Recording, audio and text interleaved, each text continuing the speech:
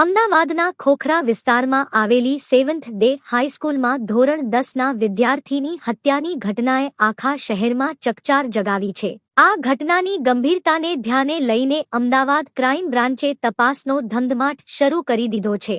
આ કેસમાં અત્યાર સુધીમાં 2 સગીર આરોપીઓને ઝડપી પાડી કોર્ટમાં રજૂ કરવામાં આવ્યા હતા, જે બાદ હાલ તેઓને રિમાન્ડ હોમમાં મોકલી દેવામાં આવ્યા છે. આ ઘટના સંદર્ભે ભારતીય ન્યાય સંહિતા BNS ની કલમ 211 અને 239 હેઠળ ગુનો નોંધવામાં આવ્યો છે. ક્રાઇમ બ્રાન્ચના એસીપી ભરત પટેલે જણાવ્યું કે સેવન્થ ડે હાઈસ્કૂલમાં ધોરણ 10ના નયન સંતાણી નામના વિદ્યાર્થીની હત્યાના કેસની તપાસ સૌથી પહેલા ખોખરા પોલીસ દ્વારા હાથ ધરવામાં આવી હતી. ત્યારબાદ ગુનાની ગંભીરતાને ધ્યાનમાં રાખીને આ કેસની તપાસ ક્રાઇમ બ્રાન્ચને સોંપવામાં આવી હતી. કોણ આ ઘટનામાં સંડવાયેલું છે? આ બનાવનો મૂળ ઉદ્દેશ્ય શું હતો? આ તમામ પાસાઓની ઝીણવટભરી તપાસ ચાલી રહી છે. તેમણે જણાવ્યું કે મૃતકના પિતાની અરજી પર પ્રાથમિક તપાસ કરાયા બાદ શાળાના એડમિનિસ્ટ્રેશન અને પ્રિન્સિપાલ વિરુદ્ધ ફરિયાદ નોંધવામાં આવી છે. તો સગીર વયના બંને આરોપીઓને કોર્ટમાં રજૂ કર્યા બાદ રિમાન્ડ હોમ,